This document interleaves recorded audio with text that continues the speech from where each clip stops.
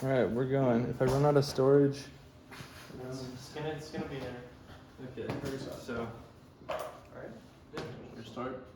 Wait, just because it's our first time, I think it'd be fair to introduce ourselves. I'm Zach Cuellar. I'm Jed Paulson. I'm Hector Mejia.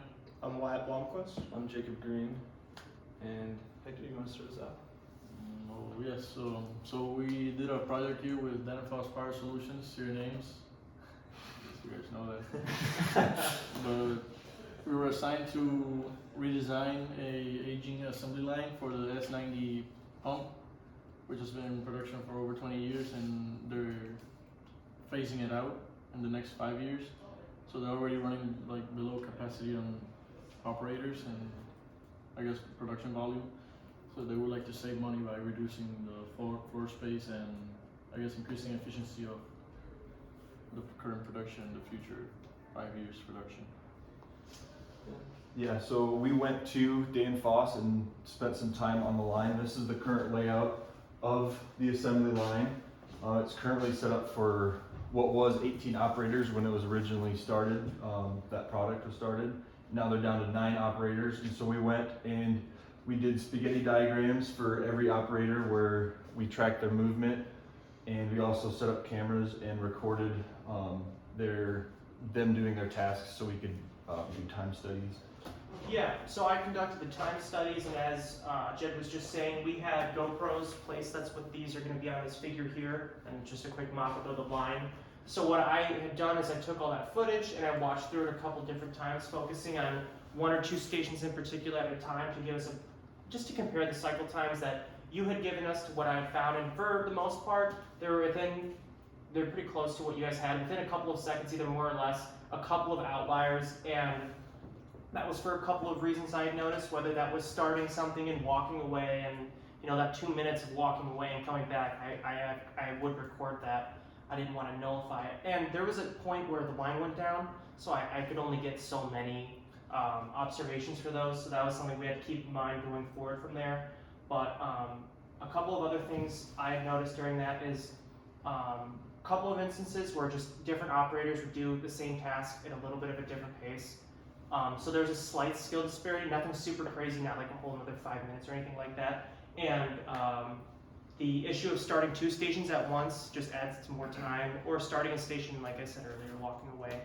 And with all that data, it's going to lead us into our future state. So Wyatt, do you want to talk about our line balancing? Yeah. So based on the results of the spaghetti diagrams and the time studies, we used that, and looking at the decreasing future demand over time, like we said, over the next 5 years, demand will decrease by around 21%, I believe, based on the production you gave us. And looking at that versus the current takt time of 433 seconds, and then considering the VCTs, recorded times for the stations, and our own time study recordings for the stations, we did a balancing of the operators to say, okay, because those original staffing plans were made with higher operator counts in mind, so it wasn't very optimized, like where they were working in a total sense. So basically getting a new standard optimal layout for 9 staff on both singles and tandems, and then also looking into the future when the demand decreases even further than it is now. That takt time is obviously going to go up quite a bit. So saying that when it goes up to 540 seconds was about what the takt would be in 5 years in the future with the decreasing demand, like you might be able to justify going down to 8 operators, because right now the wiggle room between the maximum operator like station time and the takt time is 90% or something. As the takt time increases and the capacity stays the same, that wiggle room, that cushion, is going to get bigger and bigger until you can justify throwing something else on top of that. Because obviously you don't want to sit at 99% of your takt on one of your operator times, because if anything goes wrong, any stations go down, somebody loses a tool, anything goes wrong, you're going to lose production units, and you're going to be costed for that. So when you get that cushion time from the increasing takt, it's going to be justifiable at some point for the business to say, okay, if we're only running at 75, 80% of our takt, maybe we can start adding in other operator duties and consolidating that work into less operators to justify that savings cost. So that's where our new staffing plan savings is coming from. I looked at it and I think I said about year 2 would be where that was justifiable. And then the future state for the actual layouts is on Jake. Yeah, so analyzing the spaghetti diagrams, we were able to tell that after a few sessions of just observation, certain operators could basically end up at any station. So taking this into account, we thought it'd be useful to just make every single operator station closer. So that's kind of how I derived the C shape of the plant, or of the line layout.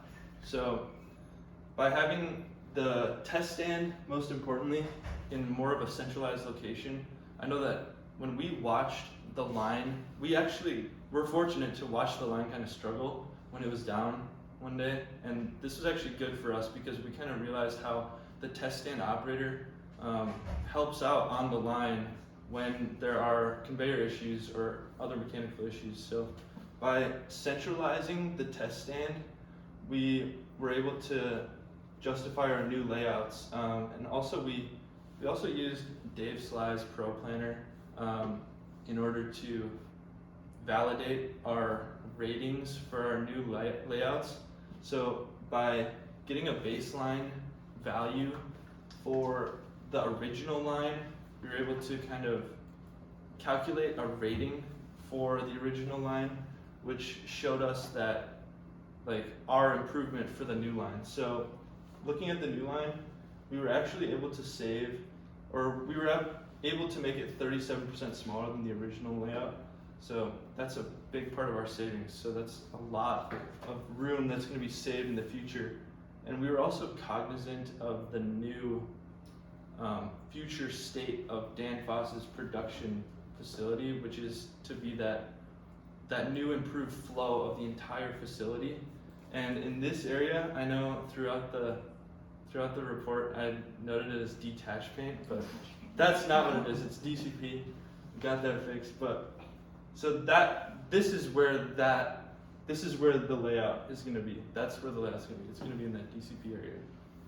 So also it follows a north to south movement, which will overall benefit Danfoss if you were to enact that full movement, like the flow of the material through the entire plant. So this takes that into account as well. And yeah, we were just really able to use Dave's Size Pro Planner in justifying our layout because, I mean, the original layout scored such a bad score because obviously it's a straight line, right? And the C layout really proved that decreasing each operator's workspace, if they were to move between each workspace at any given time, having that distance be overall decreased is really going to increase productivity and just the functionality of the line. So, yeah. So yeah, if you guys have any questions, you can just have a conversation about. Take your thing recording or Yeah, we can stop it too. Yeah. Yeah.